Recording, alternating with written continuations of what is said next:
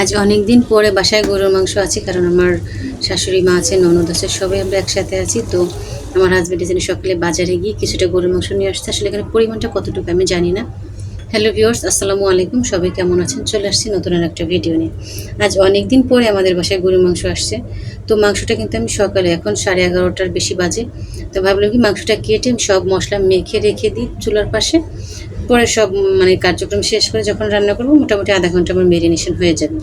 তো এখানে কিন্তু আমি প্রথমে গোটা গরম মশলা, ধনিয়া গুঁড়ো, জিরার গুঁড়ো, তারপরে শুকনো মরিচের গুঁড়ো, তারপরে যেটা হাতের থেকে দিলাম এটা হচ্ছে আপনার কালো মরিচ, তারপরে একটু জয়ত্রী, তারপর হয়েছে এলাচ। এই তিনটা জিনিস আমি একটু পাথর দিয়ে থেতলে দিয়েছি, এটা বেটে দিনে থেতলে দিয়ে দিলাম। এরপর দিয়ে দিয়েছি বেশ কিছুটা পেঁয়াজ কুচি, কাঁচামরিচ কুচি, আর দিয়েছি তেল। এবার কিন্তু আমি বেশ সময় ধরে হাতে মেখে নিই।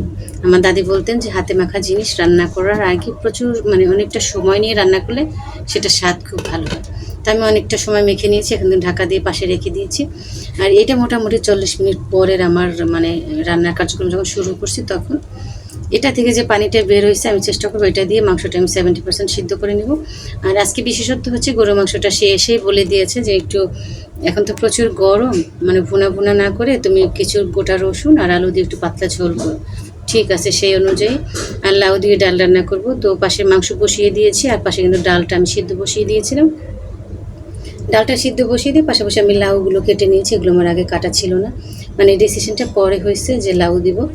তো লাউ কিন্তু দেওয়ার পরে এখন এই যে পেঁয়াজ কুচি, রসুন কুচি, হলুদের গুঁড়ো, আর হচ্ছে একটা কাঁচামরিচ দেবো লাস্টে, কারণ আমার ভাইনে খাবে, ও তো ঝাল খেতে পারবে না, ছোটো মানুষ। মরিচটা এখন দিলে ঝালটা বেরিয়ে যাবে, তাই পরে দেবে জন্য।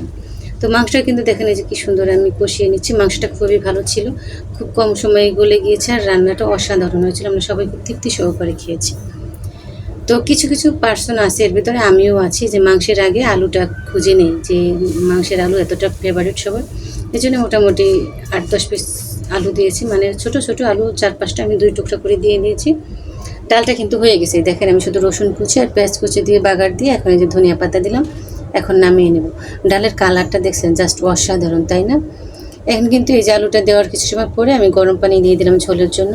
খুব বেশি পানি দেয়নি, কারণ কি আমার মাংসটা অলরেডি অনেকটা সিদ্ধ হয়ে গেছে। এখন জাস্ট আলুটা সিদ্ধ হলে ঝোলের জন্য যতটুকু লাগে এটা রেখে আমি জিরা গুঁড়ো দিয়ে নামিয়ে নেব। আর হচ্ছে চিচিঙ্গা ভাজি করব ডিম দিয়ে। অনেক এলাকায় আমি শুনছি ওরা ডিম দিয়ে ভাজি করে না, তবে ছোটো থেকে আমি দেখে আসছি আমার মা সবসময় চিচিঙ্গা দিয়ে ভাজি করে, ডিম দিয়ে ভাজি করে। আবার আমার শ্বশুরবাড়িতে দেখতেছি একই অবস্থা। আমি কিন্তু মাংসে বেশ কিছুটা রসুন দিয়ে দিয়েছি, বেশ কিছুটা বলতে কি বড় যেই রসুনগুলো আছে, এটা 3টা রসুনের আমি সব কোয়াগুলো দিয়ে দিয়েছি, কারণ রসুনটা সবাই খেতে চায়, তখন আর খুঁজে পাওয়া যায় না। তো চিচিঙ্গাটা সবসময় আমি একটু কড়াইয়ে নাড়াচাড়া করে পানিটা শুকিয়ে নিই, তারপরে বাগার দিই, কারণ চিচিঙ্গাটা খুবই নরম একটা সবজি, খুব বেশি সময় ধরে নাড়াচাড়া করে রান্না করলে এটা গলে যায়। দেখেন বাগার দেওয়ার পরে এখন কিন্তু এই জমিটা ডিম দিয়ে নেড়ে চেড়ে নিলাম, ধনিয়া পাতা দিলাম, আমার ভাজিটা শেষ। আজকে খুবই সংক্ষিপ্ত রান্নাবাড়া, ছোট ছোট ছিল আয়োজন, বাট খুবই টেস্টি, খুবই মজার ছিল সব রান্নাগুলো।